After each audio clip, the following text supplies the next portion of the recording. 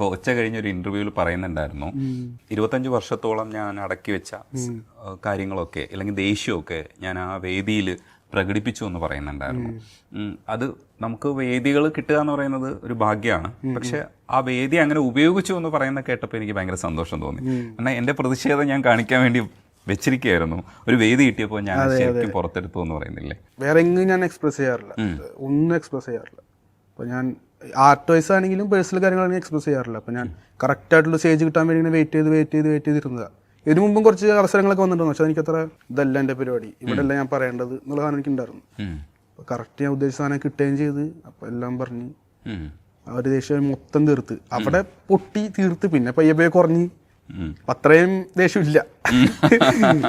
എന്നുള്ളതൊക്കെ നമുക്ക് അല്ല, പുലിക്ക് ദേഷ്യം കുറയാൻ പാടില്ല, പവർ കുറയും. അല്ല, സ്റ്റേജിലുണ്ടാവും അല്ലേ? സ്റ്റേജിലെ കുറയല്ല, അത് ഒരിക്കലും കുറയാത്ത ദേഷ്യമുണ്ട്. ഈ എഴുതുന്ന സമയത്ത് ആണ് നമ്മൾ പൂർണ്ണമായിട്ട് ഈ പറയുന്ന ദേഷ്യങ്ങളൊക്കെ നമ്മൾ ഇതിനകത്ത് വെക്കുന്നു. അല്ലാതെ നമ്മൾ ഇത് റോഡിലിറങ്ങി കാണിക്കേണ്ടതല്ല ദേഷ്യം, അല്ലേ? അങ്ങനെയാണ്. അങ്ങനെ എനിക്കങ്ങനെയാണ്. കാരണം ഞാനങ്ങനെ ചെയ്താൽ എനിക്ക് തിരിച്ചു വരുന്ന കാര്യങ്ങളെ കുറിച്ച് ഞാൻ കുറച്ച് കോൺഷ്യസാണ്. അപ്പം ഞാൻ ഭയങ്കര എനിക്കത് ഹാൻഡിൽ ചെയ്യാൻ പറ്റില്ല. പാട്ടിലൂടെ പറയുമ്പോൾ കുഴപ്പമില്ല, ലൈക്ക് മനസ്സിലാവേണ്ടതൊക്കെ മനസ്സിലാവുകയും ചെയ്യുന്നുണ്ട്, അവർ പാട്ട് എൻജോയ് ചെയ്യുന്നുണ്ട്. ലൈക്ക് നമുക്ക് ആർക്കെതിരെയാണ് പാടുന്നത് അവർ നമ്മുടെ പാട്ട് കേൾക്കുന്നുണ്ട്. അത് വേറൊരു പരിപാടി. അതാണ് ശരിക്കും. ഞാൻ 1-2 വരിയും കൂടെ പറയാട്ടോ. മുഴുത്ത ചക്ക വീണപ്പോ ചത്ത മുയല് കൊമ്പുകൾ എനിക്കില്ല എന്ന് വെച്ചാൽ, മുഴുത്ത ചക്ക വീണപ്പോ ചത്ത മുയല് കൊമ്പുകൾ എനിക്കില്ല. അത് കുറെ പേര് അഡ്രസ് ചെയ്യുന്നതാണ്. ഈ പിത്തത്തടിയിൽ കത്തി കയറിയാലും പൊട്ടിക്കരയില്ല. അത് ഒരു കറേജാണല്ലേ ശരിക്കും. പിന്നെ മരിച്ച് മണ്ണടിഞ്ഞവനാ എന്ന് പറയുന്നുണ്ട് അല്ലേ. 1000 നാവുകൾ ആയുധമാകും, അതിൽ ഞാനൊരു കാഥികനാകും എന്ന് പറയുന്നുണ്ട്. പക്ഷെ അതിനകത്ത് എനിക്കൊരു സംശയമുണ്ട്. അതായത് രക്തസാക്ഷി എന്ന് പറയുന്ന കോൺസെപ്റ്റ് ആക്ച്വലി, അതായത് മരിക്കുമ്പോൾ 1000 ആളായിട്ട് പുനർജനിക്കും എന്നുള്ളതാണ് രക്തസാക്ഷിയുടെ ഒരു കോൺസെപ്റ്റ് എന്ന് പറയുന്നത്. ഈ രക്തസാക്ഷി കോൺസെപ്റ്റ് അതിനകത്തേക്ക് കടന്നുപോയോ എന്ന് എനിക്കൊരു സംശയമുണ്ട്. ഇല്ല, നമ്മൾ മരിച്ചു കഴിയുമ്പോൾ ആൾക്കാർ നമ്മളെ വീട് നല്ലത് പറയും എന്നുള്ള സംഭവമുള്ളൂ. അത്രേ ഉള്ളൂ. അല്ലാതെ ഞാൻ 1000 അത് ഉദ്ദേശിച്ചില്ല. 1000 പേര് ഉയരുന്നു. ഒരാൾ മരിച്ചു കഴിഞ്ഞാലുള്ള പരിപാടി പേഴ്സണൽ കാര്യങ്ങൾ, അത്രയും പൊളിറ്റിക്സ് ഞാൻ അതിൽ പറയാൻ ശ്രമിച്ചിട്ടില്ല. തികച്ചും വ്യക്തിപരമായിട്ടുള്ള സംഭവമാണ്.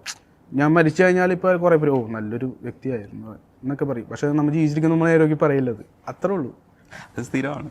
സ്ഥിരമാണ്. എല്ലാവരും പറയുന്ന കാര്യങ്ങൾ തന്നെ. കലാഭവനിയൊക്കെ പറഞ്ഞിട്ടുണ്ട് ഇതിനു മുമ്പ്, അങ്ങനെ ഞാനും പറഞ്ഞെന്നുള്ളൂ.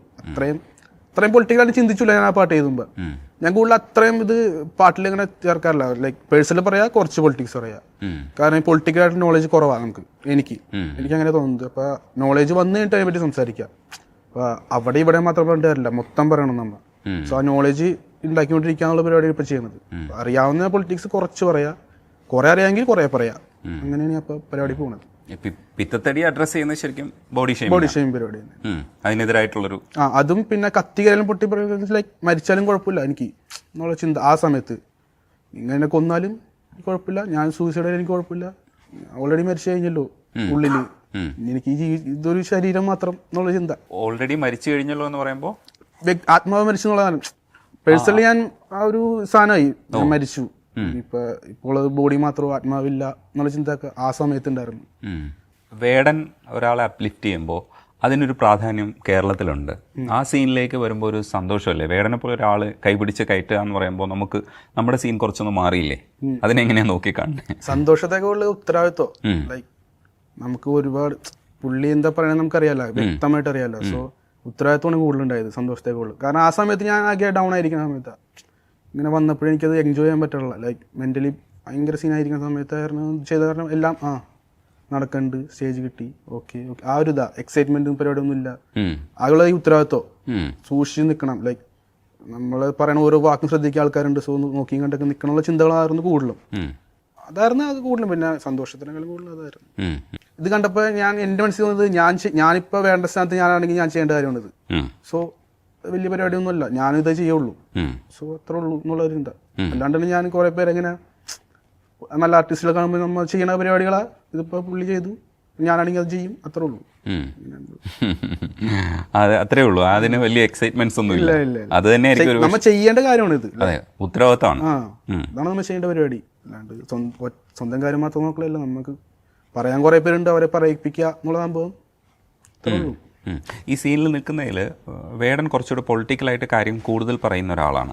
അപ്പം എനിക്ക് കൂടുതൽ കണക്ട് ആയത് ശരിക്കും പറഞ്ഞു കഴിഞ്ഞാൽ വേടൻ്റെ പൊളിറ്റിക്സ് പറച്ചിലുണ്ട്, തുറന്നു പറയാനുള്ള ധൈര്യമുണ്ട്, ഇതില്ലെങ്കിൽ ഞാൻ പറയും എന്ന് പറയുന്ന ഒരു സീനുണ്ട്. ഇപ്പുറത്ത് പോയി സിനിമയുടെ കാര്യങ്ങളൊക്കെ ചെയ്യുമ്പോഴും പോപ്പുലാരിറ്റി വരുമ്പോഴും ഒക്കെയും വേടൻ പറയേണ്ട കാര്യങ്ങളൊക്കെ ഒരു സൈഡ് പറയുന്നുണ്ട്. അതിനെ എങ്ങനെയാണ് നോക്കിക്കാണുന്നത്? പുലി എങ്ങനെയാണ് ഇതിനെ കാണുന്നതെന്നുള്ളതാണ്. ആ പറശ്ശിയിൽ നിന്നാണ് ഞാൻ ഉണ്ടായത്, അത്രേ ഉള്ളൂ. ലൈക്ക് നരബലി എന്ന് പറഞ്ഞ സിനിമയിൽ ഒരു പാട്ട് ചെയ്തിട്ടുണ്ടായിരുന്നു. അപ്പം ഞാൻ പുള്ളിനെ അങ്ങനെ തന്നെ കാണുമായിരുന്നു.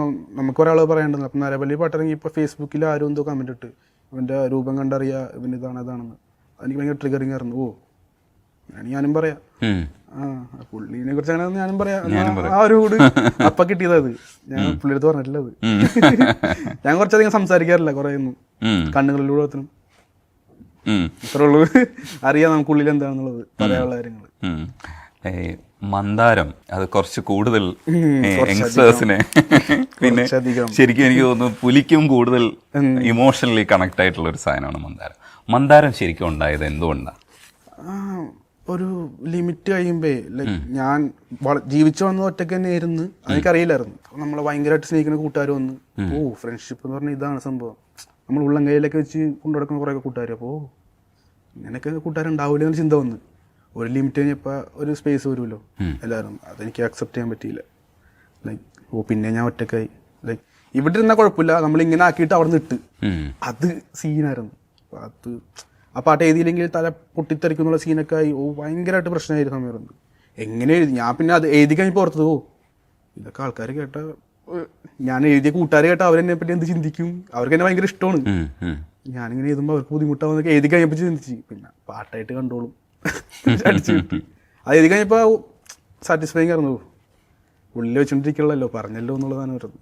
കുഴപ്പമില്ല, അവരങ്ങനെയാണ്. അതിൽ ഒരു തരം കൂട്ട് മാത്രമാണ്, അത് ഫ്രണ്ട്ഷിപ്പ് മാത്രമല്ല കൈകാര്യം ചെയ്തിരിക്കുന്നതാണ് എനിക്ക് തോന്നിയത്. ഇപ്പം നീ പൊടി എന്നുള്ള അർത്ഥത്തിലും പറയുന്നുണ്ട് അതിനകത്ത്. അപ്പം ഈ രണ്ട് തരം റിലേഷൻസും അല്ലെങ്കിൽ ഒരു റിലേഷൻഷിപ്പും ഒപ്പം ഫ്രണ്ട്ഷിപ്പും ഒക്കെ ഇതിനകത്ത് കൈകാര്യം ചെയ്യുന്നത്. രണ്ടിലും ഒരേ സമയം വീഴ്ച പറ്റിയതാണോ അതേ ഒരു വീഴ്ചയിൽ ഇവരൊക്കെ കൂടെ നിൽക്കാത്തതാണോ? പേഴ്സണലി ഈ പരിപാടിയിൽ വീഴ്ച പറ്റിയ റിലേഷൻഷിപ്പ് ആയിരുന്നില്ല അത്. ലൈക്ക് ഫസ്റ്റ് ടൈം അങ്ങനെ പോയി ആ സംസാരമൊക്കെ വന്നത്. എനിക്കങ്ങനെ ഒരു ഇമോഷൻ വന്നു, ഭയങ്കരമായിട്ട് പ്രണയം വന്നു. എനിക്കത് ശരിയല്ലെന്ന് തോന്നി. ആ ഒരു സൗഹൃദം നശിപ്പിക്കണമെന്ന് തോന്നി. ഞാൻ പിന്നെ ഗ്യാപ്പ് ഇട്ട് സംസാരിക്കാണ്ടിരുന്ന് അങ്ങനെ ഒരു ഗ്യാപ്പ് ഇട്ട്. ആ ഗ്യാപ്പ് എനിക്ക് പക്ഷേ ഇതായിരുന്നു, ഭയങ്കരമായിട്ട് പ്രണയമുണ്ട്, അത് വേണമെന്നുള്ള ചിന്തയുണ്ട്. രണ്ടും കൂടി ക്ലാഷ് ആയപ്പോൾ എന്തുകൊണ്ട് അങ്ങനെ ഗ്യാപ്പ് ഇടാനൊക്കെ തീരുമാനിച്ചു എനിക്ക് അറിയില്ല. അത് ശരിയുള്ള പരിപാടിയല്ലെന്ന് തോന്നി. നമുക്ക് ഇങ്ങനെ ശീലമില്ല. ഫസ്റ്റ് ടൈം ഇങ്ങനെയൊക്കെ ഇമോഷൻ തോന്നി ശരിയല്ലത്. അത്ര നല്ലൊരു സൗഹൃദം വരുന്നത് അത് നശിപ്പിക്കരുന്നുണ്ടായിരുന്നു എനിക്ക്. അപ്പം അതുകൊണ്ട് ഞാൻ അങ്ങനെ അകന്ന് നിന്നപ്പോൾ അത് എനിക്ക് ഉൾക്കൊള്ളാൻ പറ്റിയില്ല. അപ്പം അതുവഴി ഞാൻ സൗഹൃദത്തിൽ നിന്ന് സാധാരണ കൂട്ടുകാരിൽ നിന്ന് അകന്ന് ഇതുകൊണ്ട് മാത്രം. അതാണ് റീസൺ ആയത്. റീസൺ ആയത്. ലൈക്ക് അപ്പോഴാണ് ഞാൻ റിയലൈസ് ചെയ്യുന്നത് എനിക്ക് ഇത്രയും പെയിൻ ഉണ്ടായിരുന്നു, ഞാനിങ്ങനെയൊക്കെ ആയിരുന്നു എന്നുള്ള ചിന്തകൾ അപ്പോഴേ റിയലൈസ്. അതിനു മുമ്പൊക്കെ നമ്മൾ കൂട്ടുകാരായിട്ട് ചില്ലടിച്ചടക്കുക, അങ്ങനെ സംസാരിക്കുക, ആ ഒരു ഇതായിരുന്നു. ക്ലാസ് കട്ട് ചെയ്യുക, ആ മറ്റേ സാമ്പത്തിക പ്രശ്നങ്ങളൊന്നും ബോധേടല്ല, അമ്മ നോക്കിക്കോളും എന്നുള്ള ചിന്തയായിരുന്നു. പിന്നെ മനസ്സിലായത് ഇത്രയും പെയിൻ എനിക്കുള്ളിൽ ഉണ്ടായിരുന്നിട്ട് ഞാൻ അത് കാണാൻ നടന്നതാണ് എന്നുള്ള സാധനമൊക്കെ റിയലൈസ് ചെയ്യുന്നത് ആ പെയിൻ വന്നപ്പോഴാണ്. ഞാൻ അതിനെ കാണുന്നത് ഒരു എല്ലാം ഇങ്ങനെ ഒരു ബലൂൺ പോലെ കുത്തി നിറച്ചിട്ട് ഈ ഒരു ഇത് വന്നപ്പോൾ കുത്തിപ്പൊട്ടിച്ച് എല്ലാം പുറത്ത് വന്ന് അങ്ങനെ അതിനെ കാണുന്നത്.